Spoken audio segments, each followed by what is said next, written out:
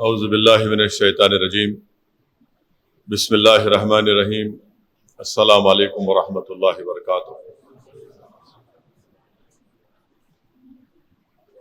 قباء مسجد کے امام و خطیب حافظ محمد نور الدین ملتانی قادری صاحب،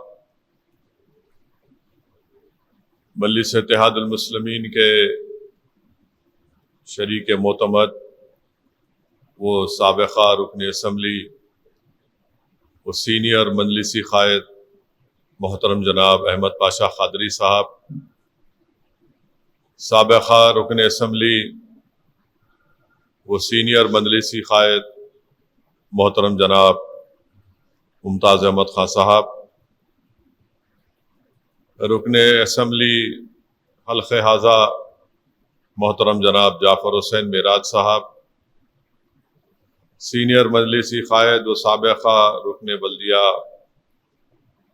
محترم جناب ڈاکٹر لطیف الدین صاحب عرف ممی صاحب، میرے تمام مجلسی رفقا، معزز حاضرین اکرام، بزرگان ملت، میں سب سے پہلے مسجد حاضہ کے انتظامیہ کمیٹی اور صدر کا شکر گزار ہوں کہ انہوں نے یہاں پر جلسے یوم القرآن کا انعقاد عمل میں لایا اور مجھے یہاں پر آ کر آپ کے درمیان میں کھڑے ہو کر کچھ بولنے کا موقع عنایت فرمایا۔ میں ان کا شکریہ ادا کرتا ہوں۔ عزیزان ملت اسلامیہ، بزرگان قوم اور ملت، میرے غیور نوجوان ساتھیوں، ابھی آپ اور ہم نے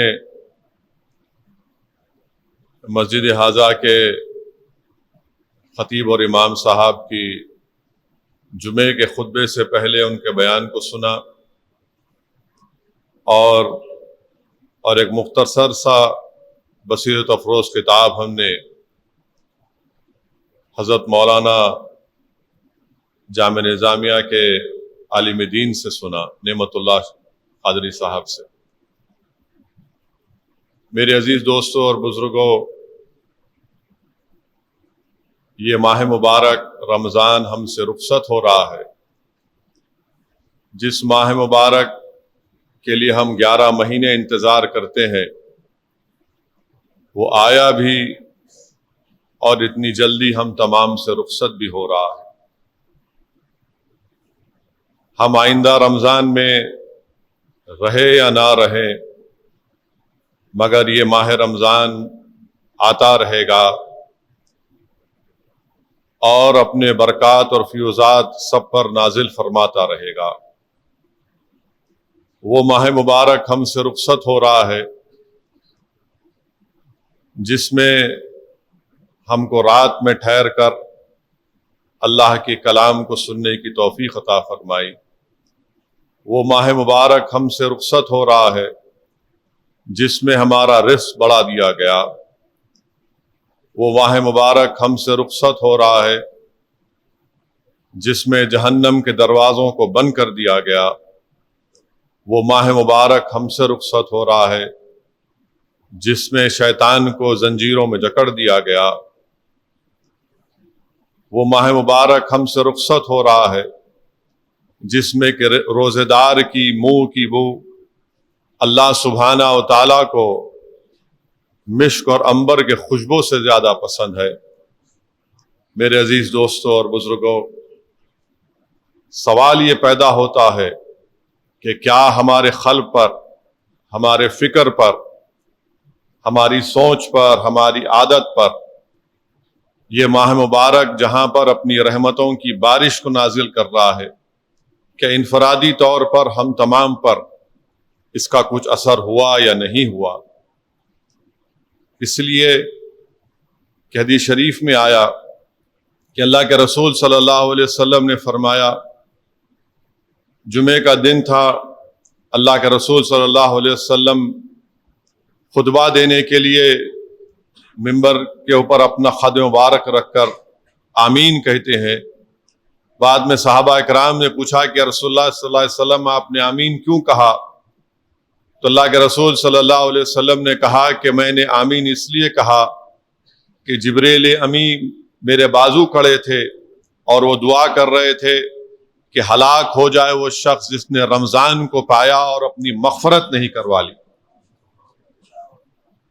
وہ ماہ مبارک ہم سے رخصت ہو رہا ہے جس کا پہلا دہا رحمت کا، دوسرا دہا مغفرت کا، اور جو تیسرے دہے میں آپ اور ہم ہیں جہنم سے نجات کا۔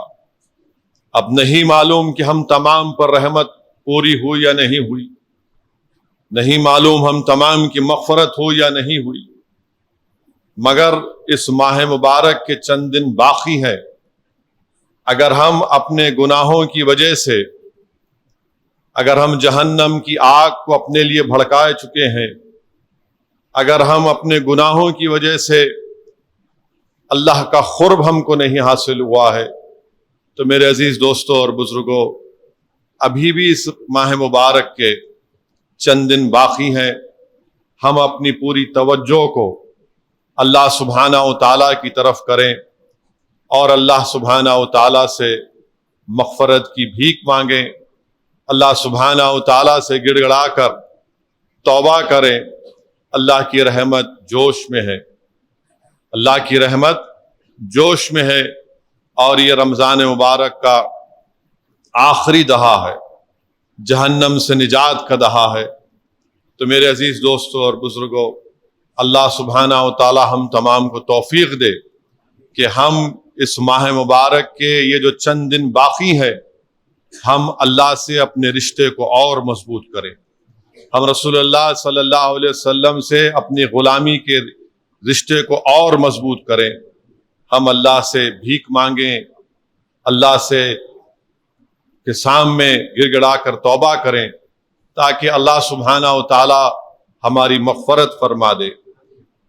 حضرت مولانا نعمت اللہ صاحب نے اچھی بات کہی اپنے مختصر سے خطاب میں کہ اس ماہ مبارک میں ہم کو صبر کی ٹریننگ دی گئی، اس ماہ مبارک میں ہم کو ایثار اور قربانی کا جذبہ سکھایا گیا، اس ماہ مبارک میں ہم کو اللہ سبحانہ و تعالی روزہ رہنے کی توفیق دے کر اللہ ہم کو یہ پیغام بھی دے رہا ہے کہ دیکھو تم 16 گھنٹے 15 گھنٹے جو روزہ رہتے ہو، دیکھو کس طریقے سے تم بھوک اور پیاس کو جب چھوڑ رہے ہو تو تمہارے دلوں میں اس بات کی ایک کیفیت پیدا ہونی چاہیے، تمہاری سوچ اور فکر میں، کہ ایسے کئی غریب ہیں جو بھوکے اٹھتے ہیں اور بھوکے سوتے ہیں۔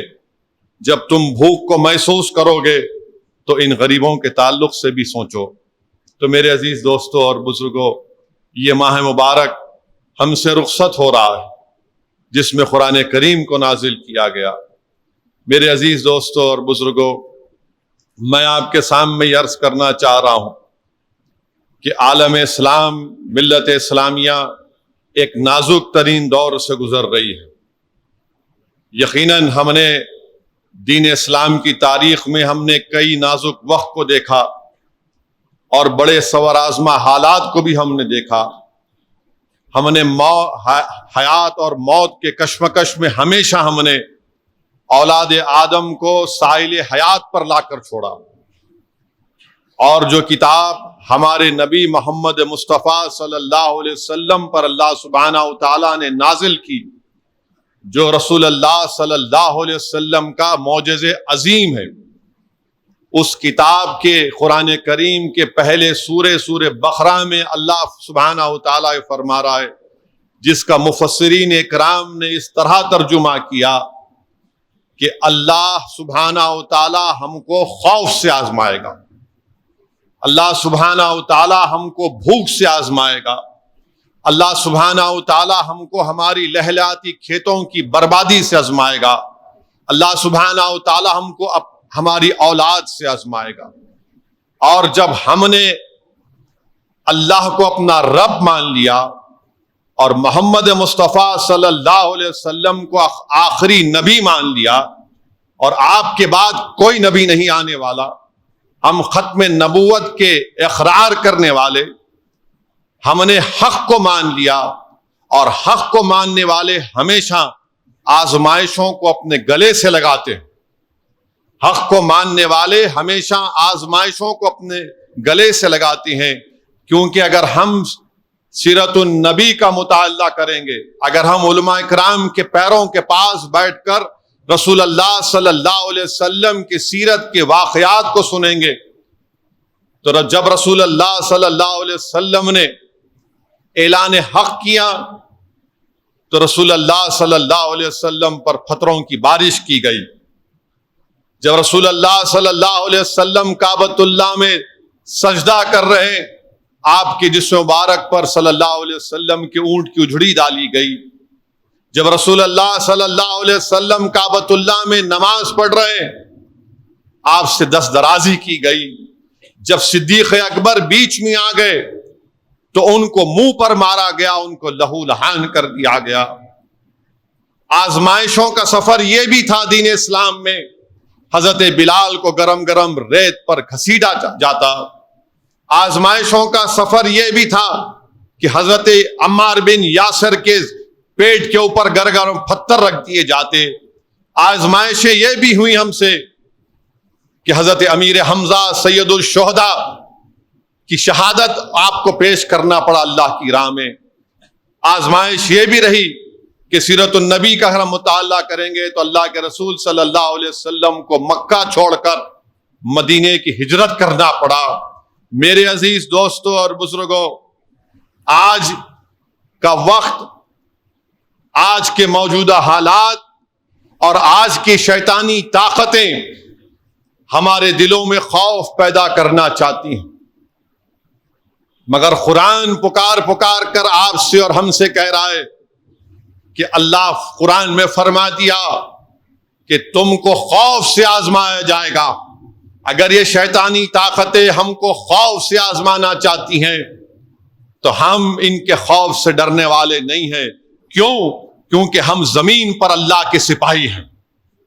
ہم زمین پر اللہ کے سپاہی ہیں، اور مسلمان سوائے اللہ کے کسی سے نہیں ڈرتا. ہم زمین پر اللہ کے سپاہی ہیں اور مسلمان سوائے اللہ کے کسی سے نہیں ڈرتا. جو طاقتیں ہم کو خوف دلانا چاہتی ہیں، ہم ان سے کہنا چاہتے ہیں کہ ہم اللہ کے سپاہی ہیں. ہم تمہارے خوف سے ڈرنے والے نہیں ہیں. ہم تمہارے خوف سے اپنا راستہ بدلنے والے نہیں ہیں. ہم اپنے حالات کو بدلنے والے نہیں ہیں، بلکہ جو اللہ کا سپاہی ہوتا ہے وہ حالات کو موڑ دیتا، حالات اس کو نہیں موڑتے. میرے عزیز دوستوں اور بزرگوں، آج ہم جو کچھ دیکھ رہے ہیں غزہ میں، فلسطین میں جو کچھ ہو رہا ہے کہ 30,000 لوگوں کی موت، جس میں 11,000 سے زائد معصوم بچے، 12,000 سے زائد خواتین، 60,000 سے زیادہ لوگ زخمی، جس میں آج کی تاریخ میں 25-30 ہزار کے قریب ہماری بیٹیاں، ہماری بہنیں حاملہ ہیں، جن کے پاس کوئی ڈاکٹر اسپتال نہیں ہے. ہم دیکھ رہے ہیں کہ غزہ کی سرزمین پر 3 بڑے اسپتال تھے، ان کو کھنڈیر میں ظالم اسرائیلیوں نے تبدیل کر دیا. الشفا ہاسپٹل میں ظالم اسرائیلی اپنی فوج کے ساتھ گھس کر 100 خواتین کی عصمت ریزی کرتے ہیں، اسپتالوں کو برباد کرتے ہیں. 20 لاکھ کی آبادی غزہ کی، 12 لاکھ لوگ آج بے گھر ہو چکے ہیں. ان کے پاس گھر نہیں ہے، سر پہ سایہ نہیں ہے. مگر سلام کرتا ہوں ان غزہ کے ان غیور مجاہدین کو.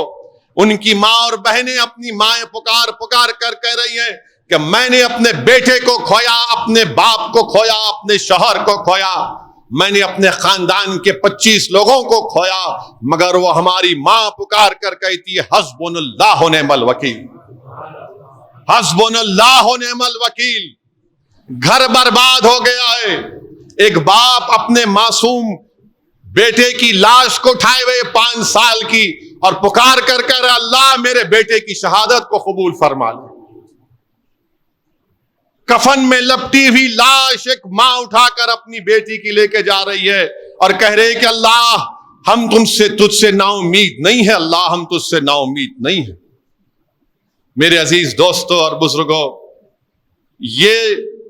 لوگ یہ طاقتیں ہم کو ڈرانا چاہتی ہیں، مگر مجھے یقین ہے کہ اللہ سبحانہ و تعالی ضرور ان فلسطینیوں کو سرخرو کرے گا، اللہ ان کو کامیاب کرے گا، اللہ ان کو غلبہ دے گا انشاءاللہ تعالی۔ جو دنیا آج بحری ہو چکی ہے، جو دنیا آج بحری ہو چکی ہے، ان کی تکالیف کو نہیں سن رہی ہے۔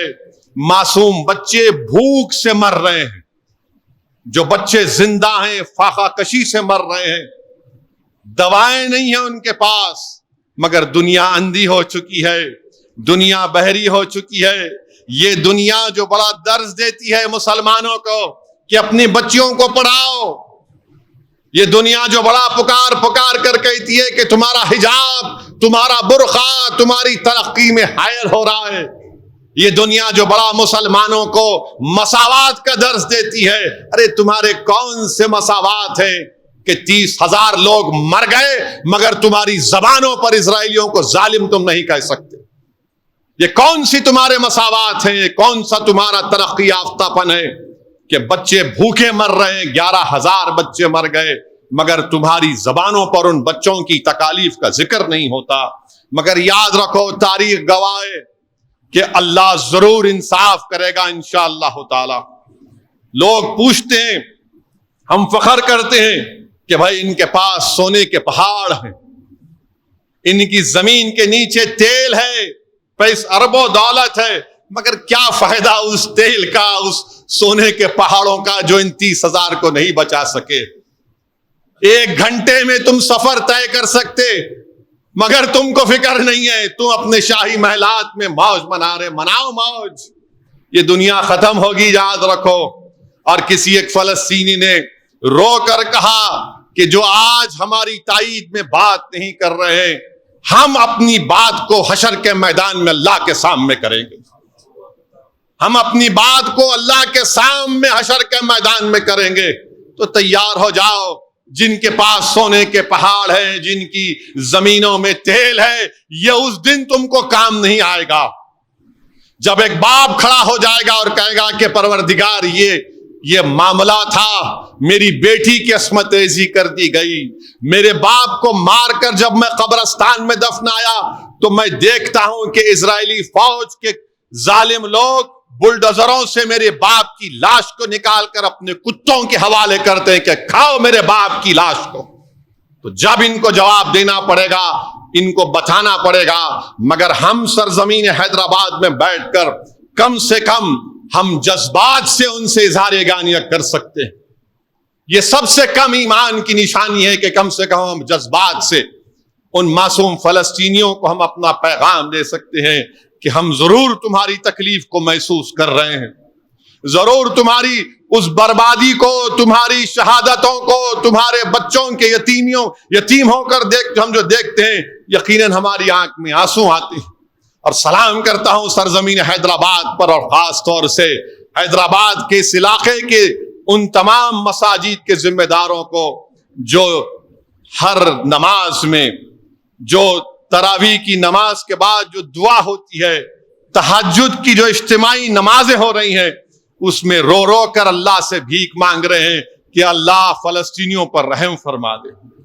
میرے بھائی، یہی تو خصوصیت ہے ہماری سرزمین کی، یہی تو خصوصیت ہے، یہی تو مزاج ہے ہمارا کہ ہم ان غزہ کے فلسطینیوں کی تکلیف کو محسوس کرتے ہیں۔ کوئی دن میرے پاس نہیں جاتا کہ لوگ فون کر کے پوچھتے ہیں کہ بتاؤ کیسے ان کی مدد کر سکتے، ہم کیسے ان تک ہم کچھ امداد پہنچا سکتے ہیں۔ میں ان کو کہتا ہوں کہ اللہ آپ کے جذبے کو سلامت رکھے، مگر ہماری حکومت جب تک ایک اعلان نہیں کرے گی ہم کچھ مدد نہیں کر سکتے۔ مگر میرے بھائی، اللہ نے آپ کو اور ہم کو ایک بہت بڑا ہتھیار دیا ہے، وہ ہتھیار ہمارے ہاتھ ہیں، وہ ہتھیار ہمارے ہاتھ ہیں۔ ہم ہر نماز کے بعد، ہر ذکر کے بعد اللہ سے دعا کرتے رہیں کہ پروردگار جو آج یہ بے سر و سامانی کے عالم میں یہ فلسطینی، اللہ تو ان کو رحم فرما دے۔ اللہ سے دعا کرتے رہیے کہ اللہ رزاق، اللہ ان کو رزق دے دے، اللہ شافی، اللہ ان کو شفا دے دے، اللہ غیب سے ان کی مدد فرما دے۔ اور اللہ سبحانہ و تعالیٰ صبح قیامت تک غازہ کے فلسطینیوں کو اللہ وہاں پر آباد اور شاداب رکھے۔ پروردگار جب تک حضرت عیسیٰ کا تو نزول نہیں کرتا اس وقت تک فلسطینیوں کو آباد رکھے۔ اللہ وہ مسجد ہے جہاں پر آج دمشق میں حدیث شریف میں آیا کہ حضرت عیسیٰ علیہ السلام آئیں گے، پروردگار اس وقت تک ان فلسطینیوں کو آباد اور شاداب رکھ میرے مولا۔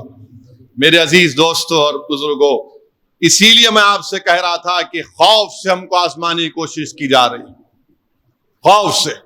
اور یاد رکھیے ہم زمین پر اللہ کے سپاہی ہیں۔ جس دن ہم دنیا کی محبت کم کریں گے، دنیا کی محبت اپنے دل و دماغ سے نکالیں گے، اس لیے کہ قرآن میں سورہ توبہ میں اللہ کہہ رہا ہے کہ جب اس کا ترجمہ مفسرین نے کیا کہ جب تم سے کہا جاتا ہے کہ اللہ کی راہ میں نکلو، تمہارے قدم وزن ہو جاتے، تم بوجھل ہو جاتے ہو، اور اللہ فرما رہا ہے کہ کیا تم نے دنیا کی زندگی کو آخرت کی زندگی کو پسند کر لیا، چھوڑ دیا؟ کیا تم نے دنیا کی زندگی کو آخرت کی زندگی پر فوقیت دی ہے؟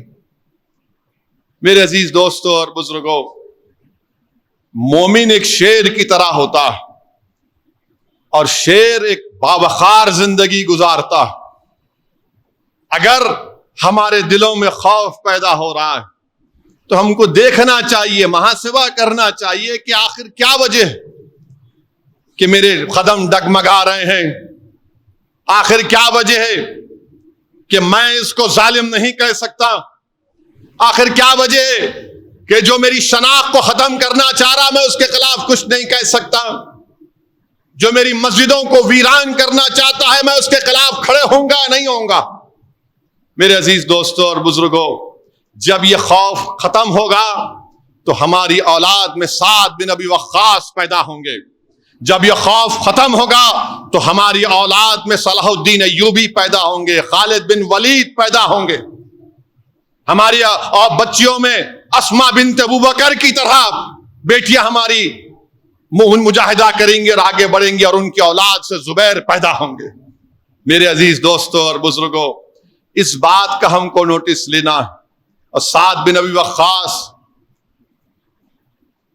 فوج لے کر ایران کے رستم سے مقابلہ کرنے کے لیے جاتے ہیں۔ دریائے دجلہ سام میں طوفان ہے، حضرت سعد بن ابی وقاص رضی اللہ تعالیٰ عنہ سلمان فارسی صحابی رسول سے پوچھتے ہیں کہ بتاؤ سلمان، کیا ہم طوفان کے تھمنے کا انتظار کریں اور پھر کشتیوں سے اس دریا سے گزر جائیں؟ حضرت سلمان فارسی نے کیا کہا؟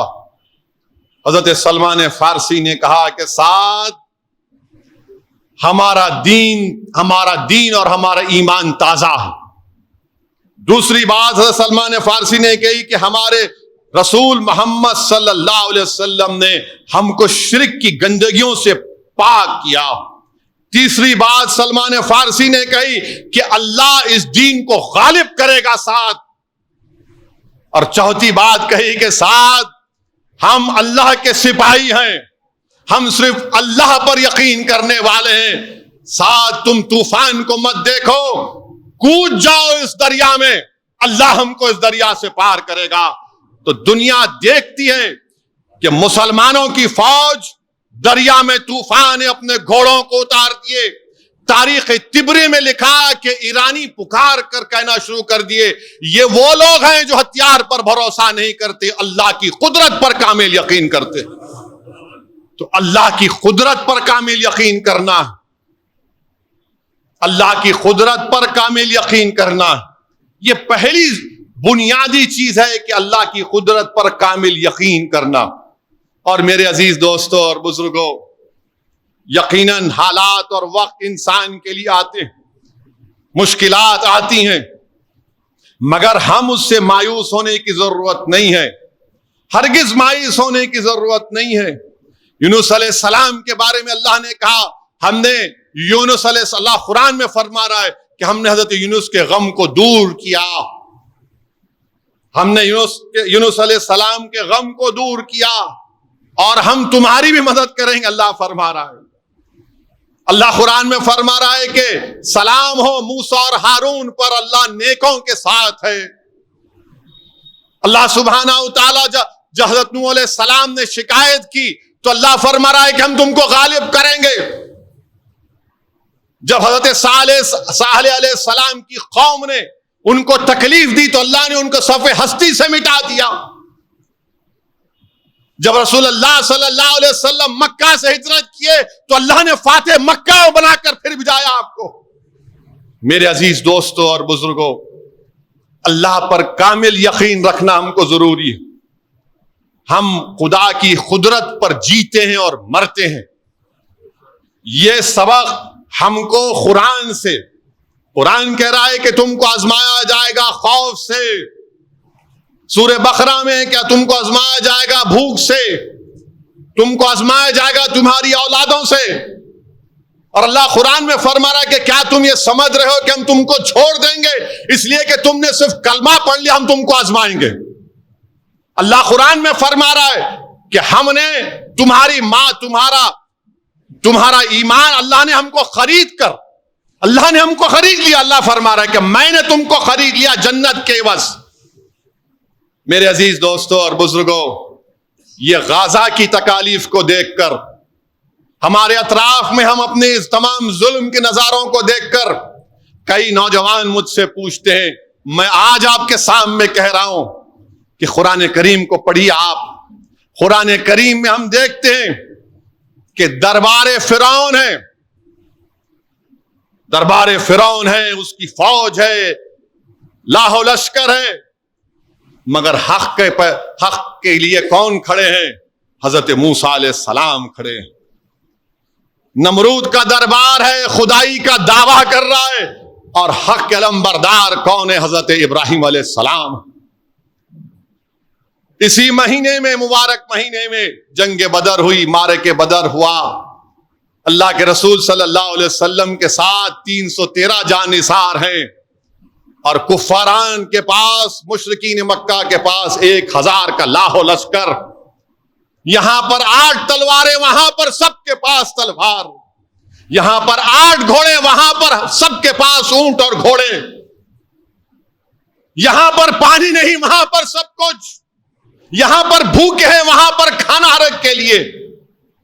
کربلا ہم نے دیکھا کہ ایک طرف امام حسین ہے، نواس رسول ہے، اور یزید کی فوج ہے۔ ہم نے دیکھا اسی وطن میں کہ ایک طرف شیخ احمد سرندی ہے، مجدد الفتانی ہے، اور دوسری طرف مغل بادشاہ اکبر ہیں۔ مگر دنیا نے کیا دیکھا؟ اللہ نے بتا دیا کہ اللہ نے حق کو کامیاب کیا۔ اللہ نے فرعون کو ڈبا دیا پانی میں، اللہ نے نمرود کو سزا دی، اللہ نے بدر میں ہم کو کامیابی دی، اللہ نے امام حسین کو کامیاب کیا۔ شہادت ہوئی مگر کامیاب وہی ہوئے۔ اسی لیے صبح قیامت تک امام حسین کا نام یاد رکھا جائے گا، یزید پلید کو کوئی یاد نہیں رکھے گا۔ یہ مغل بادشاہ کدھر چلا گیا نہیں معلوم، مگر شیخ احمد سرندی کا نام عزت سے لیا جاتا رہے گا۔ تو اسی لیے میرے عزیز دوستوں اور بزرگوں، اپنے ایمان کو مضبوط کرو، اللہ سبحانہ و تعالیٰ پر کامل یقین کرو۔ آپ، میں جو کچھ کہہ رہا ہوں صرف جذبات میں لانے کے لیے تقریر نہیں کہہ رہا ہوں، بلکہ آپ کو مثالیں دے رہا ہوں، ایک ایک بات آپ کے سامنے سچ بیان کر رہا ہوں۔ تو میرے عزیز دوستوں اور بزرگوں، اپنے ایمان کو مضبوط کریے۔ اللہ کے رسول صلی اللہ علیہ وسلم جب رستم کے پاس ایک ڈیلیگیشن جاتا ہے، حضرت ربیع بن عامر رضی اللہ تعالیٰ عنہ رستم کے دربار میں چلے جاتے۔ وہ بولتا ہے کہ تم کو اتنی ہمت کہاں سے آئی کہ تم میرے دربار میں آ گئے؟ تو بولتے ہیں، وہ فرماتے ہیں کہ ہم اللہ کے سپاہی ہیں، اللہ نے ہم کو یہاں پر بھیجا، اللہ نے ہم کو یہاں پر بھیجا۔ رستم پر خوف طاری ہو جاتا ہے۔ تو میرے عزیز دوستوں اور بزرگوں، اللہ سبحانہ و تعالیٰ پر کامل یقین کریے، اللہ کی قدرت پر یقین کریے، کیونکہ اللہ قرآن میں فرما رہا ہے کہ تم کو آزمایا جائے گا۔ اب کوئی ہم کو جیل میں ڈال دے گا، کوئی ہمارے گھر کو توڑ دے گا، کوئی ہماری مسجد کو ہم سے چھیننے کی کوشش کرے گا، کوئی جیل میں ہم کو زہر دے دے گا، تو پیغام کیا مل رہا ہے کہ تم ہمیشہ تیار رہو باطل سے مقابلہ کرنے کے لیے.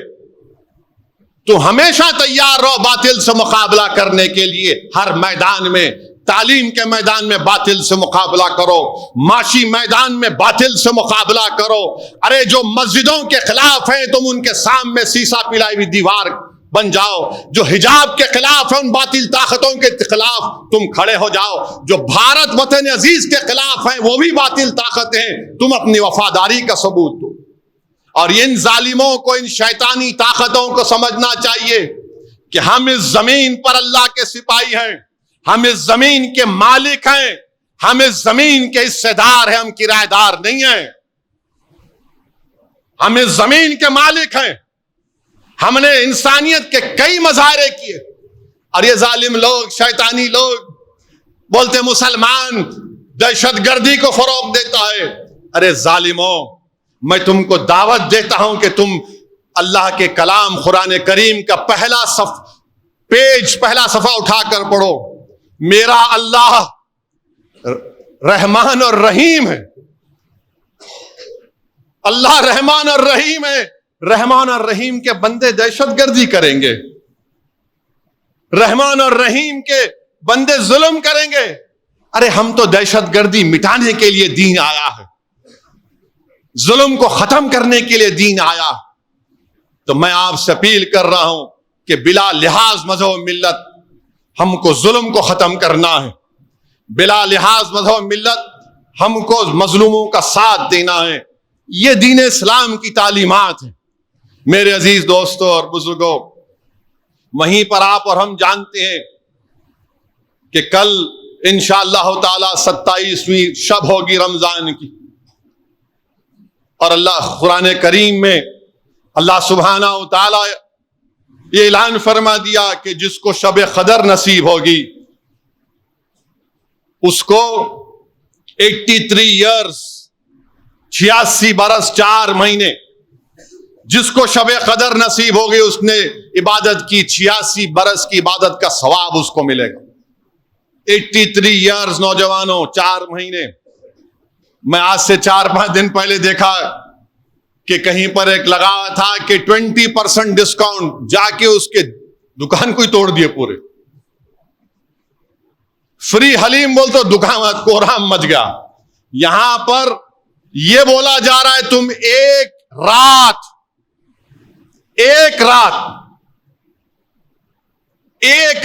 اگر تم عبادت کرو گے 86 برس کی عبادت کا ثواب ملے گا. کتنا؟ 83 years and 4 months. سوچ لو آپ. اگر یہ کو بولنے ارے نہیں میاں میں ابھی جوان ہوں، وہ بڈھوں کا کام ہے. میرے بھائی، نہ بڈھوں کو، نہ مجھے، نہ تم کو کوئی گارنٹی ہے کہ تم کل صبح تک زندہ رہتے. کوئی گارنٹی نہیں ہے. ہو سکتا ہے کہ جو بڈھے لوگ ہیں اور 25 سال جی لیں صحت کے ساتھ. جو نوجوان ہیں نہیں معلوم، ٹپ بول کے آج کل تو خبر آ رہی کہ چلے گئے. تو 86 برس 83 years 4 months نوجوانوں، ہم تجارت کے منافع کے لیے رات بھر جاگتے، چھوٹی اجرت کے لیے. تو 27 کی شب یا شب قدر کے تعلق سے کہا گیا اس کو رمضان کی طاق راتوں میں آخری دہے میں تلاش کرو.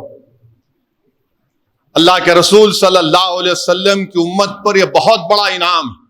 علماء کرام نے لکھا، بلکہ امام طبری نے لکھا کہ اللہ سبحانہ و تعالیٰ نے ایک قدر والی کتاب ایک قدر والے رسول پر اور قدر والے رسول کی امت پر نازل کی.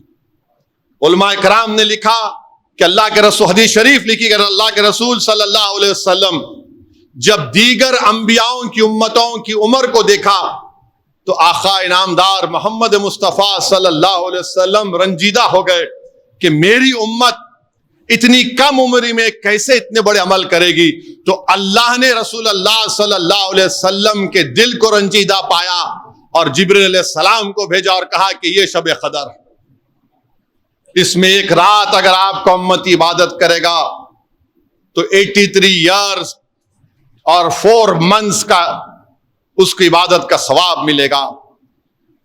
اور حدیث شریف میں آیا, مجاہد سے روایت ہے کہ اللہ کے رسول صلی اللہ علیہ وسلم نے فرمایا کہ ایک شخص بنی اسرائیل میں تھا جو 1000 سال تک تلوار باندھ کے رکھا, اور رسول اللہ صلی اللہ علیہ وسلم نے حدیث شریف بیان کیے تو اللہ نے حضرت جبریل کو بھیجا اور کہا کہ میں آپ کو شب قدر دے رہا ہوں آپ کی امت کو. حدیث شریف میں آیا کہ اللہ کے رسول صلی اللہ علیہ وسلم فرما رہے تھے کہ بنی اسرائیل میں ایسے 4 لوگ تھے, یوشع بن نون, حضرت ایوب, حضرت ادریس, زکریا, اور ایک نام دیا رسول اللہ صلی اللہ علیہ وسلم نے کہ یہ لوگ 80 سال تک اللہ کی عبادت کرے, اور پلک جھپکنے کے لیے بھی انہوں نے اللہ کی اطاعت سے منہ نہیں موڑا. صحابہ پریشان ہو گئے کہ 80 سال اور ایک گناہ نہیں. اللہ سبحانہ و تعالیٰ نے حضرت جبریل امی کو بھیجا اور خوشخبری سنائی. اب علماء کرام نے یہ بھی لکھا, حضرت انس رضی اللہ تعالیٰ عنہ لکھتے ہیں کہ جب شب قدر ہوتا ہے تو حضرت جبریل امی فرشتوں کے ساتھ زمین پر آتے ہیں, اور اتنے زمین پر آتے کہ زمین تنگ ہو جاتی ہے, زمین تنگ ہو جاتی ہے. اور اگر اس دن اس رات کسی کے بال کے رونگٹے کھڑے ہو گئے تو سمجھو کہ فرشتے تم سے مضافہ کر لیے. اگر تمہارے رونگٹے کھڑے ہو گئے, اللہ تم کو اور ہم کو توفیق دے. پھر تفسیر روح البیان میں لکھا گیا کہ جب فرشتے آتے ہیں تو وہ سب سے ہاتھ ملائیں گے کیا؟ گناہگاروں سے بھی. نیک بندے تو اللہ کے نیک بندے, اہل دل تو اہل دل ہے, خطوب اور اوتاد تو الگ معاملہ ہے ان کا, ولی اللہ ان کا الگ معاملہ ہے, ہم جیسے گناہگار کا کیا. تو تفسیر روح البیان میں لکھا گیا کہ جب فرشتے ہمارے اعمال ناموں کی کتاب کو دیکھتے ہیں, ہماری عبادتوں کو دیکھتے ہیں, جب گناہوں پر آتے تو اللہ پردہ ڈال دیتا. تو فرشتے پکار کر کہتے کہ سبحان ہے وہ ذات جس نے ہم اپنے بندوں کے گناہوں کو چھپا دیا. تو میرے عزیز دوستوں اور بزرگوں, شب قدر آنے والی ہے, تاخ راتوں میں تلاش کرنے کا حکم دیا گیا, اور اس کی علماء کرام نے بتایا, کیا بتایا کہ اس کو چھپا کر اس لیے رکھا گیا, اگر کسی کو بول دیا جاتا کہ فلاں رات کو ہے, اور اگر کوئی مسلمان اس دن گناہ کر دیتا تو اللہ کے عذاب کا مستحق ہو جاتا, تو اللہ کے عذاب کا مستحق ہو جاتا. دوسری چیز علماء کرام نے بتائی کہ اللہ سبحانہ و تعالیٰ کا جو نام ہے, اس میں اعظم ہے, وہ چھپا ہوا ہے. آج جمعہ ہے, وہ جمعہ کی کون سی شب ہے جو دعا قبول ہوتی کسی کو نہیں معلوم, تلاش کرنا. جمعہ کا دن ہے, ذکر کرنا ہے. اور تیسرا یہ بتایا گیا کہ بخاری کی حدیث ہے, اللہ کے ایک صحابی رسول سے روایت ہے کہ اللہ کے رسول صلی اللہ علیہ وسلم نے فرمایا کہ اللہ نے رسول اللہ صلی اللہ علیہ وسلم کو یہ فرمایا, بولا کہ آپ جا کر اس رات کا تعین بتا دو, اس دن اس رات ہے. جب رسول اللہ صلی اللہ علیہ وسلم اپنے گھر سے نکلے تو آپ نے دیکھا کہ 2 مسلمان جھگڑا کر رہے تھے. اللہ نے کہا آپ کا اعلان نہیں ہوگا, یہ رات کب ہے نہیں بتایا جائے گا. تو یاد رکھو مسلمانوں, ہم آپسی جھگڑوں سے اللہ کی بہت سی نعمتوں سے محروم ہو رہے ہیں. اور حد تو یہ ہو گئی کہ اب گھر میں جھگڑے, بھائی میں جھگڑے, بہن میں جھگڑے, میاں بیوی میں جھگڑے, جائیداد کا سب سے گندی چیز جائیداد کا جھگڑا, مسجدوں میں جھگڑا, مسلک میں جھگڑا. اب تو رمضان کے مہینے میں کہیں بہادر پورہ میں پڑا کہ قتل بھی کر دیے. یاد رکھو, دنیا میں اگر ہم پستی میں ہیں تو ہم ایک دوسرے کا گرمان پکڑے اس کی وجہ سے. اور رسول اللہ صلی اللہ علیہ وسلم نے فرمایا کہ دنیا برائی کی جڑ ہے, اور یہی دنیا تم کو قتل کرواتی ہے, یہی دنیا تم کو در در کا بھکاری بناتی ہے, یہی دنیا تم کو ناکام کرتی ہے. اور اس دنیا سے نکلنا ہے, اس دنیا کی زنجیروں سے نکلنا ہے تو کیا کرنا پڑے گا؟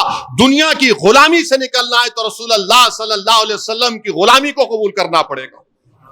جو رسول اللہ صلی اللہ علیہ وسلم کے غلاموں کی غلامی کو قبول کر لے گا, اس سے یہ تمام چیزیں اس کو سمجھ میں آ جائے گی.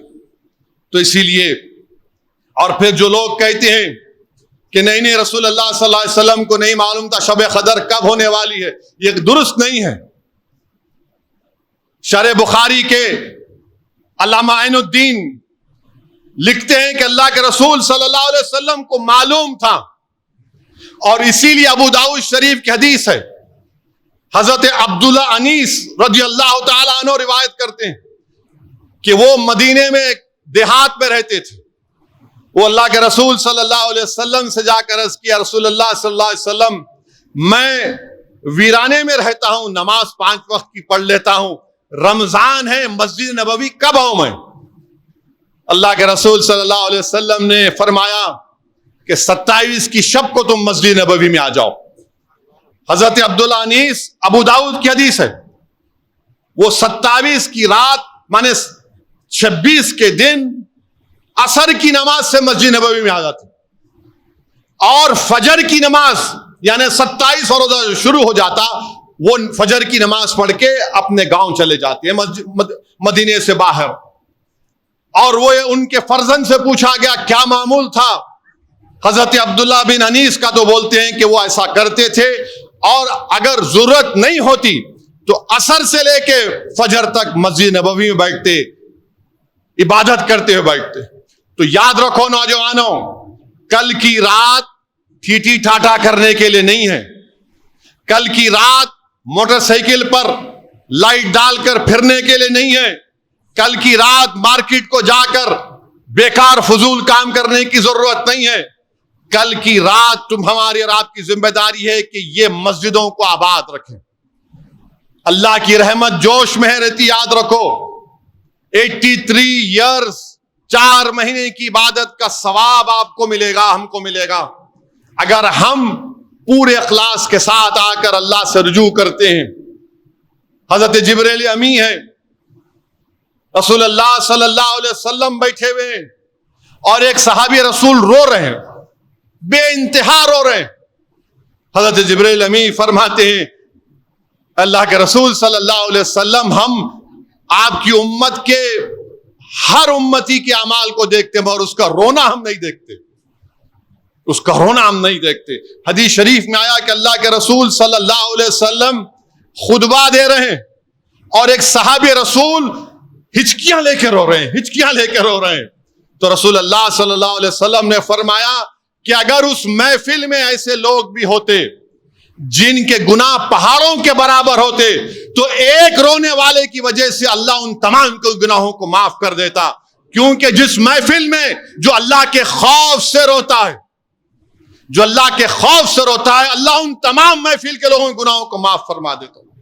ایک کتاب ہے نزہۃ المجالس، امام نقی آل رسول ہیں، امام نقی فرماتے ہیں کہ حشر کے میدان میں ایک شخص کو لایا جائے گا اور حکم ہوگا اس کو جہنم میں لے کر جاؤ، تو اس شخص کی آنکھ کا بال اللہ سے پکار کر کہے گا پروردگار، یہ ایک رات تیرے خوف سے اس کی آنکھ میں آنسو آئے تھے، وہ آنسو میرے بال کو لگا، اللہ تو مجھے جہنم میں مت ڈال، مجھے اس کے جسم سے علیحدہ کر دے۔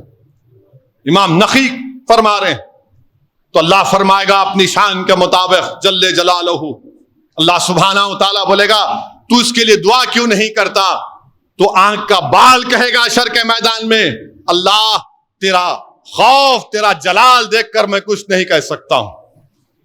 تو اللہ فرشتوں کو بولے گا کہ اعلان کرو حشر کے میدان میں کہ فلاں فلاں شخص ایک رات میرے خوف سے رویا اور اس کی آنکھ سے آنسو نکلا، میرے خوف سے رونے کی وجہ سے میں اس کو جہنم سے نجات دیتا ہوں۔ تو میرے عزیز دوستوں، بزرگوں، اور خاص طور سے غیور نوجوانوں، اللہ سے رونے والی آنکھیں مانگو، عشق نبوی صلی اللہ علیہ وسلم مانگو، اللہ کے رسول صلی اللہ علیہ وسلم کی غلامی مانگو اللہ سے۔ ہم کیوں روتے؟ ارے بھائی الیکشن ہار گئے تو روئیں گے، کاروبار میں نقصان ہوا تو روئیں گے، میرا فون چوری ہو گیا تو روئیں گے۔ مگر یاد رکھو، جو لوگ جو آنکھیں اللہ کے خوف سے روتی ہیں، رسول اللہ صلی اللہ علیہ وسلم نے فرمایا کہ ایک خطرہ تم آنکھ سے آنسو بہاتے اللہ کے خوف سے، کیونکہ اللہ یہ کہتا ہے کہ دیکھو اس نے میرے خوف سے اس نے آنکھ میں آنسو لائے، یہ میرے مجھ سے نا امید نہیں ہے۔ اسی لیے کسی نے حضرت علی سے پوچھا کہ یا علی، جب گناہگار اللہ کو پکارتا ہے اور نیک بندہ اللہ کو پکارتا ہے تو اللہ کیسے جواب دیتا ہے؟ شیر خدا امیر المومنین نے فرمایا کہ جب نیک بندہ اللہ کو پکارتا ہے تو اللہ کہتا ہے میں حاضر ہوں میرے بندے۔ جب گناہگار پکارتا ہے اسد الدین اویسی کی طرح تو اللہ کہتا ہے میں حاضر ہوں میرے بندے، میں حاضر ہوں میرے بندے، میں حاضر ہوں میرے بندے۔ تو پوچھنے والا پوچھا یا علی یہ کیا معاملہ ہے؟ نیک بندہ پکار رہا ہے تو ایک مرتبہ، گناہگار پکار رہا ہے تو کئی مرتبہ۔ تو شیر خدا نے فرمایا، بتایا اور سمجھایا کہ نیک بندے کو اپنی نیکیوں پر بھروسہ ہوتا ہے، اور جو گناہگار ہوتا ہے اس کو اللہ کی رحمت پر بھروسہ ہوتا ہے، اس کو اللہ کی رحمت پر بھروسہ ہوتا ہے، وہ اللہ کے خوف سے روتا ہے۔ تو اللہ بولتا ہے کہ جانتا ہے کہ میں ہی اس کے گناہ معاف کرنے والا ہوں، اس کے پاس کوئی نیکیاں نہیں ہے، مگر میں جانتا ہوں یہ میرے خوف سے اپنے آنکھ میں آنسو لایا۔ تو ایسے رونے والی آنکھوں کو مانگو اللہ سے۔ میرے بھائی یہ چند دن رہ چکے ہیں رمضان کے، ہم سال کے 11 مہینے اللہ کی رحمت، اللہ کی رضا کو تلاش کرتے ہیں۔ آج اللہ سبحانہ و تعالی ہر رات کو پہلے آسمان پر اپنی شان کے مطابق آ کر کہہ رہا ہے کوئی میری رضا طلب کرنے والا میں رضا دے دوں، ہے کوئی میرے سے رزق طلب کرنے والا میں اس کو رزق دے دوں، ہے کوئی مجھ سے جو اپنی تکلیف بیان کر رہا ہے تو میں اس کی تکلیف کو دور کروں۔ اور حدیث شریف میں آیا کہ اللہ کو حیا آتی ہے، اللہ کو حیا آتی ہے جب کوئی ہاتھ اٹھا کر دعا کرتا ہے کہ اللہ میں پریشان ہوں میرے حال پر رحم فرما دے، تو اللہ کو حیا آتی ہے۔ اللہ سورہ زمر جا کر پڑھو، اللہ قرآن میں فرما رہا ہے فَإِنِّي قَرِيبٌ، فَإِنِّي قَرِيبٌ۔ اس سے بڑھ کر آپ کو کیا خوشخبری دے سکتا اللہ سبحانہ و تعالی، کہ اللہ فرما رہا ہے کہ میرے محبوب آپ فرما دیجئے کہ میں ان کے بہت قریب ہوں۔ اللہ ہمارے قریب ہے، قرآن میں بول رہا ہے میں تمہارے قریب ہوں، فَإِنِّي قَرِيبٌ۔ ہمارے شہرک سے زیادہ اللہ قریب ہے۔ میرے عزیز دوستوں اور بزرگوں، فَإِنِّي قَرِيبٌ، اب اس سے بڑھ کے خوشخبری اللہ کیا دے سکتا ہے؟ اور اس آیات کے سلسلے مفسرین کرام نے لکھا، بلکہ اللہ قرآن میں فرما رہا ہے لا تقنطوا من رحمت اللہ، کہ میری رحمت سے مایوس مت ہو۔ اچھا ہم تو اور آپ ماشاءاللہ مسلمان ہیں، ہم مسلمان ہیں، اس قرآن کریم کی یہ لا تقنطوا من رحمت اللہ آیات مفسرین کرام نے لکھا کہ مشرکین رسول اللہ صلی اللہ علیہ وسلم کے پاس آئے اور آ کر کہا کہ یا محمد صلی اللہ علیہ وسلم، ہم قتل کرتے تھے، ہم چوری کرتے تھے اور ہم زنا کرتے تھے، اگر ہم اسلام قبول کر لیں گے تو کیا اللہ ہم کو معاف کر دے گا، یا اگر نہیں کرے گا تو پھر ہم اسی دین پر رہیں گے؟ تو قرآن کریم حضرت جبریل امین آ کر کہتے ہیں اللہ فرما رہا ہے لا تقنطوا من رحمت اللہ، کہ میری رحمت سے مایوس مت ہو۔ یہ حال ان کا ہے، پھر ہمارا حال کیا ہو سکتا ہے؟ میرے بھائی اللہ کی رحمت جوش میں ہے، فَإِنِّي قَرِيبٌ، اللہ ہمارے بہت قریب ہے۔ سورہ زمر کو جا کر پڑھو آپ۔ میرے عزیز دوستوں اور بزرگوں، ڈرنے اور گھبرانے کی ضرورت نہیں ہے، یہ ماہ مبارک اللہ کو راضی کرنے کا مہینہ ہے۔ آج بھی اٹھو نوجوانوں، راتوں میں خوب گڑ گڑا کر اللہ سے بھیک مانگو، کیونکہ حشر کے میدان حدیث شریف میں آیا کہ اللہ کے رسول صلی اللہ علیہ وسلم ہوں گے، تمام نبیوں رسولوں کی امت ہوگی، جہنم کی آگ کی گرمی اتنی ہوگی کہ سب پکاریں گے اپنے اپنے نبی اور رسول کو کہ اس آگ کی گرمی سے بچاؤ، ابھی ڈالا نہیں گیا، اس آگ کی گرمی سے بچاؤ۔ رسول اللہ صلی اللہ علیہ وسلم کی امت سے لوگ بولیں گے ارے ہم میں مجاہدین ہیں، تو آگ ٹھنڈی ہو جا، ہم میں شب بیداری کرنے والے ٹھنڈی ہو جا، ہم میں روزدار تھے، ہم میں شہید شہداء ہیں، مگر آگ ٹھنڈی نہیں ہوتی۔ اللہ کے رسول صلی اللہ علیہ وسلم کے پاس امت جائے گی، جبریل امی آ کر رسول اللہ صلی اللہ علیہ وسلم کو ایک پیالہ دیں گے اور پیالہ دے کر کہیں گے یا محمد صلی اللہ علیہ وسلم اس پیالے میں جو پانی ہے اس کو آگ پر ڈالیے، آگ ٹھنڈی ہو جائے گی۔ اللہ کے رسول صلی اللہ علیہ وسلم وہ پانی ڈالتے ہیں، آگ ٹھنڈی ہو جاتی ہے۔ اللہ کے رسول صلی اللہ علیہ وسلم حضرت جبریل امی سے پوچھتے ہیں یہ پانی کیا تھا؟ تو سنو نوجوانوں، تم جو بولتے نہ آ رہے یہ بڈھے خالی مسجدوں میں رہ کے بس سجدوں میں رہتے، ارے ہمارا باپ راتوں میں اٹھ کے دعا کرتا، سنو وہی اس کی برکت کیا ہوگی کہ جبریل امی فرماتے ہیں رسول اللہ صلی اللہ علیہ وسلم وہ جو پانی تھا وہ آپ کی امت کے گناہگاروں کے آنسو تھے جو اللہ کے خوف میں بہائے گئے تھے۔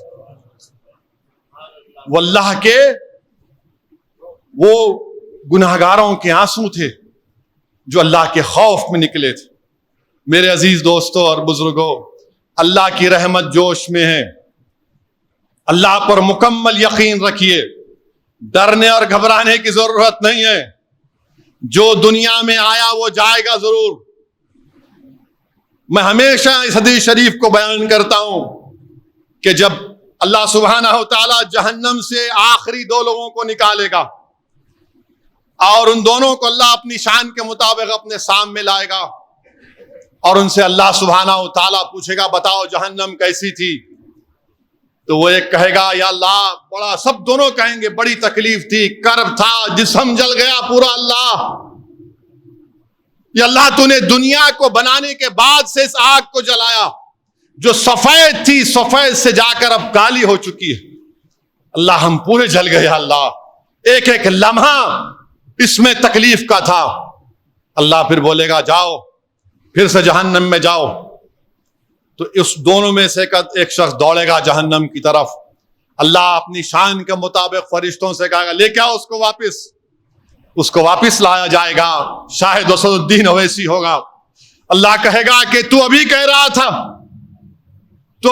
تھا کہ اتنا تکلیف ہوئی، اتنا جل گیا، بولے اللہ دنیا میں تیرا حکم نہیں مانا، آج ماننے کا موقع ملا تو بھاگ رہا ہوں۔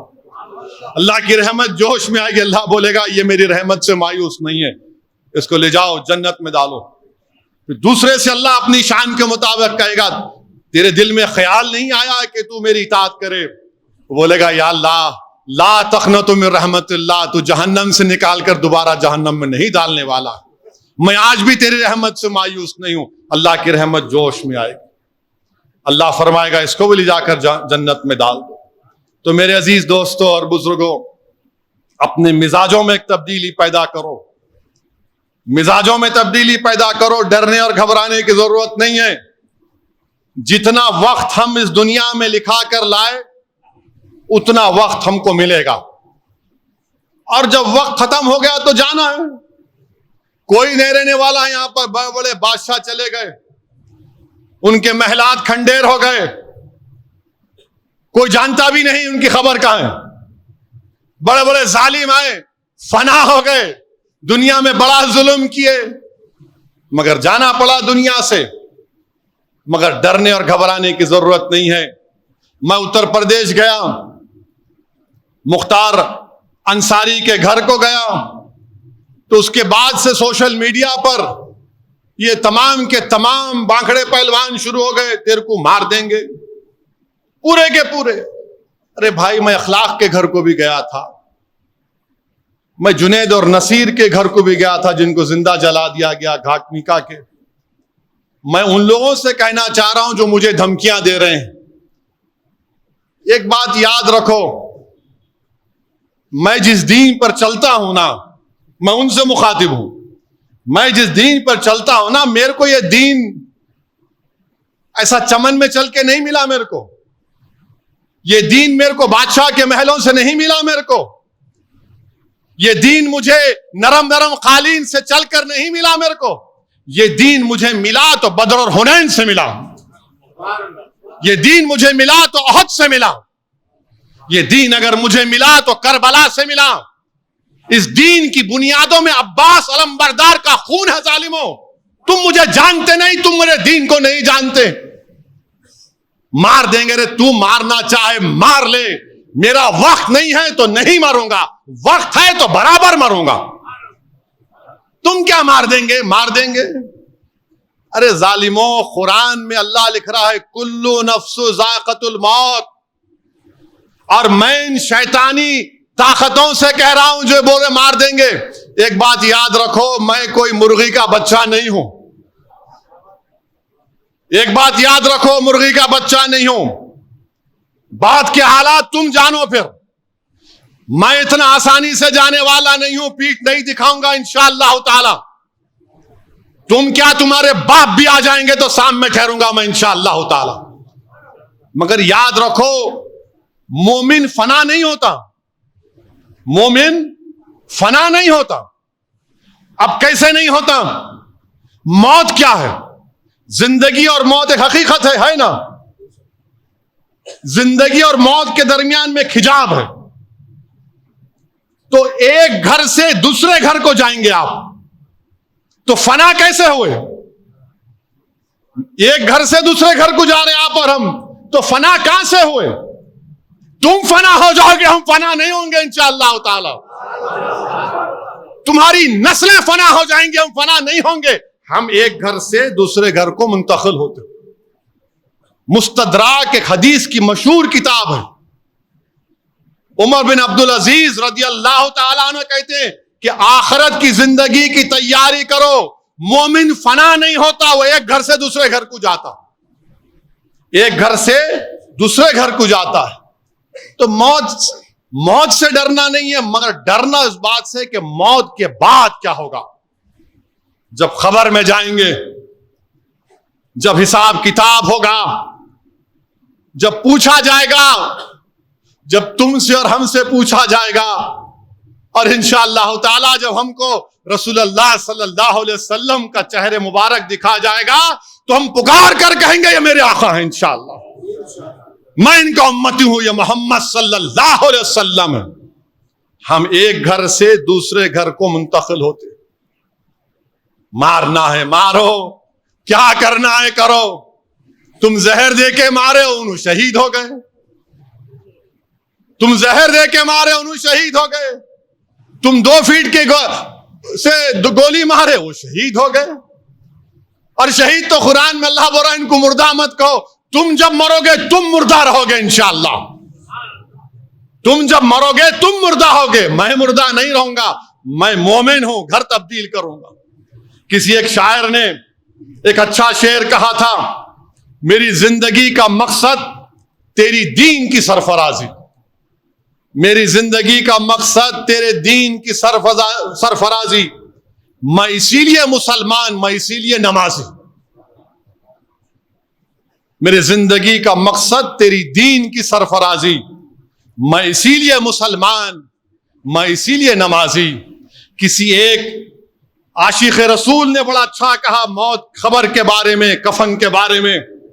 اب میں ان ظالموں سے کہہ رہا ہوں کہ پس مردن فرشتوں نے جو تلاشی لی تو بھلا کیا نکلا. پس مردن فرشتوں نے جو تلاشی لی تو کیا نکلا. فقط ایک دل کے گوشے سے خیال مصطفیٰ نکلا. پس مردن فرشتوں نے جو تلاشی لی تو بھلا کیا نکلا. فقط ایک دل کے گوشے سے خیال مصطفیٰ نکلا. یہی ہوگا میرے سے بھی انشاءاللہ، ہم تمام سے ہی ہوگا انشاءاللہ تعالیٰ. پس مردن فرشتوں نے تلاشی لی تو کیا نکلا. فقط ایک دل کے حصے سے خیال مصطفیٰ نکلا. میرے بھائی، یہ ہماری پہچان ہے، اور یہ ظالم جانتے نہیں، یہ مردہ لوگ ہیں، یہ جانتے نہیں. ایک صحابی رسول تھے ابو سعید خسیمہ رضی اللہ تعالیٰ عنہ، ضعیف ہیں، بیٹا بدر میں شہید ہو گیا. احد کی جنگ ہے. رسول اللہ صلی اللہ علیہ وسلم کا جا کر عرض کہتے رسول اللہ صلی اللہ علیہ وسلم آپ میرے لیے دعا کریے. اللہ کے رسول صلی اللہ علیہ وسلم پوچھتے ہیں کیا دعا کرنا چاہیے؟ تو بولے رسول اللہ صلی اللہ علیہ وسلم دعا کریے کہ میں احد کے جہاد میں شریک ہو سکوں اور مجھے اللہ شہادت دے دے. اور بولتے ہیں کہ جب جنگ بدر ہو رہی تھی تو میرے اور بیٹے میں یہ بحث ہوئی کہ میں جاؤں گا، تو ہم دونوں نے ڈرا کیا، خورا کیا. بیٹے کا نام اٹھا، بیٹا شہید ہو گیا الحمدللہ. اور کہتے ایک ضعیف باپ کہتا ہے رسول اللہ صلی اللہ علیہ وسلم میں نے رات میں اپنے بیٹے کو خواب میں دیکھا جنت میں اور کہہ رہا ابا جان جلدی آؤ میں آپ کا انتظار کر رہا ہوں۔ ارے ظالموں، ہم کو اسلام ایسے ملا۔ اللہ کے رسول صلی اللہ علیہ وسلم ان کے لیے دعا کرتے ہیں، وہ شہید ہو جاتے ہیں۔ حضرت انس رضی اللہ تعالیٰ عنہ احد کی جنگ میں ایک اور واقعہ کہ ایک صحابی رسول آ کر رسول اللہ صلی اللہ علیہ وسلم عرض کرتے ہیں رسول اللہ صلی اللہ علیہ وسلم میری صورت اچھی نہیں ہے، میرے وجود سے تھوڑا بدبو آتی، کیا اگر میں کل شہید ہو جاؤں تو اللہ کیا دے گا مجھے؟ اللہ کے رسول صلی اللہ علیہ وسلم فرماتے ہیں اگر تو جہاد میں شہید ہوگا تو اللہ تجھے جنت دے گا، تو شہادت کے اعلیٰ مقام پر پہنچے گا۔ وہ جنگ میں حصہ لیتے، شہید ہو جاتے، جب ان کی لاش کو دیکھتے ہیں تو چہرہ نورانی ہو جاتا، جسم سے خوشبو آتی ہے، اور رسول اللہ صلی اللہ علیہ وسلم فرماتے ہیں کہ جنت کی حوریں اس کے استقبال کے لیے کھڑی ہوئی ہیں۔ تم ہم کو مارتے مارو پیارے، کون روک رہا تم کو؟ میری زندگی اللہ لکھ دیا جب میں اپنی ماں کے پیٹ میں تھا، میری ذلت، میری عزت، میری رزق، سب چیز اللہ لکھ چکا ہے، تم کیا لوگے مجھ سے؟ ارے یاد رکھو دنیا میں رہیں گے تو غازیوں کی طرح رہیں گے، یا پھر موت آئے گی تو شہادت کو پسند کریں گے، اور حشر کے میدان اپنے ماں باپ کو شرمندہ ہونے نہیں دیں گے انشاءاللہ تعالی۔ میرے عزیز دوستوں اور بزرگوں، میری آپ تمام سے دبن گزارش ہے کہ اس ماہ مبارک میں آپ کثرت سے اللہ سے دعا کریے کہ اللہ سبحانہ و تعالی ہم تمام کی اللہ مغفرت فرما دے، اللہ سبحانہ و تعالی فلسطینیوں کی مدد فرمائے، اللہ سبحانہ و تعالی ان کی غیب سے ان کی مدد فرمائے، اللہ سبحانہ و تعالی 29,000 لوگوں کی شہادت کو اللہ قبول فرمائے، اللہ سبحانہ و تعالی جو بچے یتیم ہو چکے ہیں اللہ ان کی لاز رکھ لے، اللہ ان کی مدد فرما لے، اللہ سبحانہ و تعالی جو لوگ زخمی ہیں اللہ ان کو شفا دے دے، جو لوگ بے گھر ہو چکے ہیں اللہ ان کے گھروں کو پھر سے تعمیر کر دے، جو لوگ آج حق کی لڑائی لڑ رہے ہیں فلسطین میں اللہ ان کو کامیاب اور کامران کر دے، اور یاد رکھیے کہ صبح قیامت تک یہ لڑائی چلتے رہے گی۔ اللہ کے رسول صلی اللہ علیہ وسلم نے فرمایا کہ صبح قیامت تک ایک گروہ رہے گا وہاں پر جو حق کے لیے لڑتا رہے گا، اللہ ان حق والوں کو اللہ کامیاب اور کامران کر دے۔ اللہ سبحانہ و تعالیٰ کی رحمت، اللہ سبحانہ و تعالیٰ سے ہم بھیک مانگتے ہیں کہ پروردگار تو ارحم الراحمین ہے، اللہ تو رحم فرما دے ان فلسطینیوں پر، اللہ ان کی مدد فرما دے فلسطینیوں پر، اللہ غزہ کے لوگوں پر رحم فرما، اللہ تو زمین و آسمان کا خالق ہے، اللہ تو نے قرآن میں فرما دیا فَإِنِّي قَرِيبٌ، پروردگار ان کی لاز رکھ لے، اللہ ہمارے وطن عزیز کو آباد کر دے، اللہ ہمارے وطن عزیز میں امن کو مضبوط کر دے، اللہ ہمارے وطن عزیز کے ہماری عبادت گاہوں کو اللہ اس کی حفاظت فرما، اللہ ہماری شناخت کو اور طاقتور بنا دے، اللہ ہماری شناخت کو اور طاقتور بنا دے، اللہ ہمارے ایمان کو اور مضبوط بنا دے، اللہ ہمارے دلوں سے خوف نکال دے، اللہ ہمارے دلوں میں اللہ کا خوف ڈال دے، یا اللہ ہمارے دلوں میں تیرے اور تیرے حبیب محمد مصطفیٰ صلی اللہ علیہ وسلم کی محبت کو ڈال دے، اللہ ہمارے دلوں میں، ہماری اولادوں میں، ہماری نسلوں میں تیرا خوف اور رسول اللہ صلی اللہ علیہ وسلم کی محبت ڈال دے، اللہ ہمارے دلوں میں آپ کی خوف ڈال دے، اللہ رسول اللہ صلی اللہ علیہ وسلم کی محبت ڈال دے، اللہ ظالموں کا خوف ہمارے دلوں سے نکال دے، اللہ وقت کے فرعون اور نمرودوں کا خوف ہمارے دلوں سے نکال دے، اللہ وقت کے فرعون، وقت کے ظالموں کو تو دیکھ لے، یا اللہ تو دیکھ لے ان کو، یا اللہ ان کی سازشوں میں ناکام کر دے، اللہ جو ہم کو مٹانا چاہتے ہیں تو ان کو مٹا دے، اللہ جو ہماری شناخت کو ختم کرنا چاہتے اللہ تو ان کی شناخت کو ختم کر دے۔ پروردگار ہماری ریاست میں یا اللہ دریائے کرشنا میں پانی نہیں ہے، یا اللہ پانی برسا دے، یا اللہ کسان پریشان ہے، یا اللہ پانی کو نازل فرما دے، اللہ غریبوں کی مدد فرما، اللہ جو جس کو دولت دیا ان کو توفیق دے کہ وہ زکوٰۃ کو نکالے، اللہ تو نے قرآن میں 32 مرتبہ نماز کے ساتھ زکوٰۃ کا ذکر کیا. اللہ ہم کو دولت مندوں کو توفیق دے کہ زکوٰۃ کو نکال سکیں.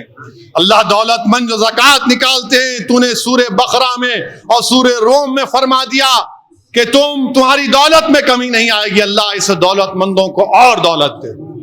اللہ جو زکوٰۃ نکالتے ہیں ان کو اور دولت دے.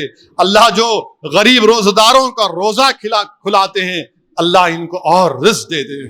اللہ جو روزے داروں کا روزہ کھلا رہے ہیں اللہ ان کی اس قربانی کو ان کی اس خدمت کو قبول فرما لے. اللہ جو غریبوں کو کھانا کھلا رہے ہیں اس ماہ مبارک میں اللہ ان کی ان کوششوں کو قبول فرما لے. ان کے مرحومین کو ان کے مرحوم والد والدہ کی مغفرت فرما دے. اللہ ایسے لوگوں کو اور دولت دے جو غریبوں کی مدد کر رہے ہیں. اور یا اللہ تیرے حبیب محمد مصطفیٰ صلی اللہ علیہ وسلم نے فرمایا کہ دولت مندوں سے لے کر غریبوں کو لوٹا دی جائے گی. اللہ ہم کو توفیق دے کہ ہم غریبوں کو ان کی دولت لوٹا دیں. اللہ ہم کو اور دولت دے تاکہ ہم علم والے پیدا کر سکیں. اللہ ہم کو اور دولت دے تاکہ ہم طاقتور ہو سکیں. اللہ ہم کو عزت سے نواز دے. اللہ ہم کو عزت سے نواز دے, دین اور دنیا کی عزت سے نواز دے. اللہ ہم میں اتحاد کو مضبوط کر دے. اللہ ہمارے اتحاد کو مضبوط کر دے. اللہ تو نے ساری دنیا کے مسلمانوں کو جو مغرب میں ہے, شمال میں ہے, جنوب میں ہے, ایک ہی وقت میں سب بھوکے. اللہ ہم کو تیرا پیغام سمجھنے کی توفیق عطا فرما دے. اللہ تو ہم کو پیغام دے رہا ہے کہ جب عبادت میں اجتماعیت پیدا ہو جائے گی تو عادت میں اتحاد پیدا ہو جائے گا. اللہ ہماری عادتوں میں اتحاد کو پیدا کر دے. اللہ تو نے قرآن میں فرمایا کہ وَاعْتَصِمُوا بِحَبْلِ اللَّهِ جَمِيعًا وَلَا تَفَرَّقُوا. اللہ تیری رسی کو مضبوطی سے تھامنے کی ہم کو توفیق عطا فرما دے. اللہ تیری رسی کو مضبوطی سے تھامنے کی توفیق عطا فرما دے. اللہ ہم کو منتشر ہونے سے بچا لیجئے. اللہ ہم کو ایک دوسرے سے بانٹنے سے بچا لیجئے. پروردگار تیری رسی کو مضبوطی سے تھامنے سے بچا. اے اللہ ہم کو رسول اللہ صلی اللہ علیہ وسلم کی سنت کا پابند بنا دے. اللہ ہم کو رسول اللہ صلی اللہ علیہ وسلم کا غلام بنا دے. اللہ ہم کو رسول اللہ صلی اللہ علیہ وسلم کا غلام بنا دے. اللہ ہماری اولادوں میں عشر مبشرہ کی محبت کو پیدا کر دے. اللہ ہمارے دلوں میں محبت کو پیدا کر دے. اللہ ہمارے دلوں میں اہل بیت کی محبت کو پیدا کر دے. اللہ ہمارے دلوں میں صحابہ کرام کی محبت کو پیدا کر دے. اللہ ہمارے دلوں میں اولیاء اللہ کی محبت پیدا کر دے. اللہ ہمارے دلوں میں تیرے علماؤں کی محبت پیدا کر دے. اللہ سبحانہ و تعالی ہم کو توفیق دے کہ رمضان کے بعد بھی ہم تیرے گھر کو آباد رکھیں. اللہ ہم کو توفیق دے کہ ہم رمضان کے بعد بھی تیرے گھر کو آباد رکھ سکیں. اللہ ہم کو توفیق دے کہ رمضان کے بعد بھی ہم غریبوں کا پیٹ بھرے, ان کو کھانا کھلائے. اللہ ہم کو توفیق دے کہ ہم ظالموں کو ظلم سے روکیں. اللہ ہم کو مظلوموں کا ساتھی بنا دے. اللہ ہم کو غریبوں کا ساتھی بنا دے.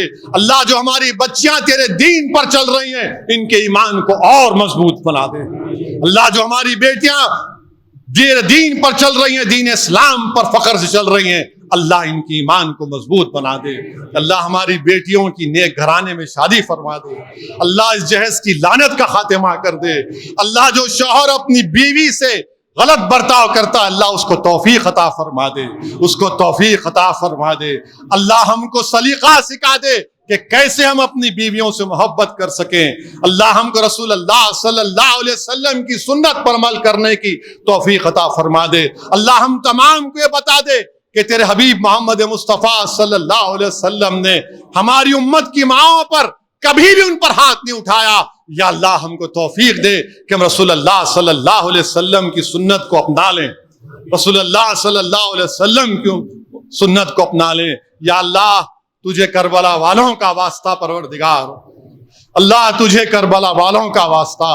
اللہ تجھے شہداء بدر کا واسطہ. اللہ تجھے شہداء احد کا واسطہ. اللہ تجھے واسطہ ہے طائف کے شہداؤں کا. اللہ تجھے واسطہ ہے تیرے حبیب کا. اللہ تجھے واسطہ ہے چاروں خلفائے راشدین کا. اللہ تجھے واسطہ ہے شہزادی جنت کا, شہزادے جنت کا. اللہ تجھے واسطہ ہے صحابہ کرام کا, تابعین کا, شیخ ابو الحسن شاذلی کا، شیخ عبد القادر جیلانی کا تجھے واسطہ پروردگار، اللہ تجھے تیرے اولیاء اللہ کا واسطہ، خواجہ ہند الولی کا واسطہ، یا اللہ تیرے نیک بندوں کا واسطہ، اللہ لاز رکھ لے ہماری، پروردگار لاز رکھ لے ہمارے دلوں سے ان کا خوف نکال دے پروردگار، اللہ ہمارے اتحاد کو مضبوط کر دے پروردگار، ہمارے اتحاد کو مضبوط کر دے اللہ، بے سر و سامانی کے عالم میں حق کی سر بلندی کے لیے ہم لڑ رہے ہیں، اللہ ہم کو کامیاب کر دے، اللہ مجھ پر رحم فرما پروردگار، تو جانتا ہے میرے دل کا حال کیا ہے پروردگار، میں نے جو کچھ فیصلے لیے یا اللہ جماعت کے حق میں لیے، اللہ جو امانت میرے کندھوں پر تو نے ڈالی میں نے اس کو سامنے رکھ کر فیصلے لیے، تو میرے دل کا حال جاننے والا ہے یا اللہ، اللہ جو لوگ الزامات لگا رہے اللہ تو سچ کا ہے، تو جانتا ہے، میں تیرے سامنے آج کھڑے ہو کر کہہ رہا ہوں اللہ جو مجھ پر الزام لگا رہے مجھے ان سے کوئی مطلب نہیں، مجھے تجھ سے ہی مطلب تھا اللہ، اور ہمیشہ تجھ سے ہی مطلب رہے گا، میں نے اس امانت کو سامنے رکھ کر فیصلے پروردگار، اللہ تو نے مجھے بچایا ظالموں کے ظلم سے، اللہ تو نے مجھے بچایا حکومت کرنے والوں کے لالچ سے، اللہ تو ہی مجھے بچایا ہے، آج بچا لے پروردگار، اللہ یہ تمام شیطانی لوگ جمع ہو کر اللہ مقابلے کے لیے آ رہے ہیں، اللہ ہم حسبنا اللہ نعم الوکیل کہنے والے ہیں، اللہ ہم حسبنا اللہ نعم الوکیل کہنے والے ہیں، اللہ ہم تیرے حبیب محمد مصطفیٰ صلی اللہ علیہ وسلم کی امت ہے، یا اللہ اللہ تو ہمارے لیے کافی ہے، اللہ تو ہمارے لیے کافی ہے، دلوں میں محبت ڈالنے والا تو ہے، کامیابی دینے والا تو ہے، اللہ تو نے 65 سال سے کامیابی دی، اللہ کامیاب کر دے اللہ، تاکہ اس آواز کو ان باطلوں کے ایوان میں اٹھا سکیں، ان مظلوموں کی آواز کو اٹھا سکیں، اللہ ہمارے صفوں میں اتحاد کو پیدا کر دے، اللہ جو لوگ مجھے مارنا چاہتے ہیں پروردگار تو میری زندگی لکھا ہے، اگر میری زندگی میں شہادت ہے تو پروردگار مجھے قبول ہے، اسد الدین اویسی پکار کر ہی کہتا رہے گا کہ حق تو یہ ہے کہ حق ادا نہ ہو سکا، حق تو یہ ہے کہ حق ادا نہ ہو سکا، اللہ تو بے شمار نعمتوں سے مجھے نوازا، اللہ جب تک تو زندہ رکھے گا اللہ مجھے سوائے تیرے سامنے کسی کے آگے مت جھکا پروردگار، اللہ ہم تمام کو سوائے تیرے آگے کسی کے آگے مت جھکا، اللہ ہم کو فخر ہے کہ تو ہمارا رب ہے، اللہ ہم کو فخر ہے کہ ہم تیرے حبیب محمد مصطفیٰ صلی اللہ علیہ وسلم کے امتی ہیں، اللہ ہم کو ناز ہے، اطمینان ہے، یقین ہے کہ تو ہماری مدد کرنے والا ہے، اللہ تو ہماری مدد فرما دے، ہمارے گناہوں کو معاف فرما دے، اللہ ہم تمام کو شب قدر نصیب فرما دے، اللہ ہم تمام کو شب قدر نصیب فرما دے، اللہ جو محرومین ہیں ان کی مغفرت فرما دے، اللہ میرے والد میرے قائد سالار ملت کی مغفرت فرما دے، اللہ مرحوم قائد اور مجلس کے مرحوم قائدین کی مغفرت فرما دے، اللہ ان کی قربانیوں کا نتیجہ ہے کہ آج ہم یہاں پر کھڑے ہیں، اللہ ان کے خبر میں کو کشادہ فرما دے، یا اللہ ان کے خبروں کو کشادہ فرما دے، ان کی مغفرت فرما دے، اللہ مرحوم قائد سالار کی مغفرت فرما دے، اللہ کوئی ایسا دن نہیں جاتا کہ ایک بیٹا اپنی باپ کی کمی کو محسوس نہیں کرتا، اللہ ہر اولاد کے والد والدہ کی مغفرت فرما دے، اللہ جو اس دنیا میں نہیں ہے، اللہ تو راضی ہو جا پروردگار، یا اللہ ان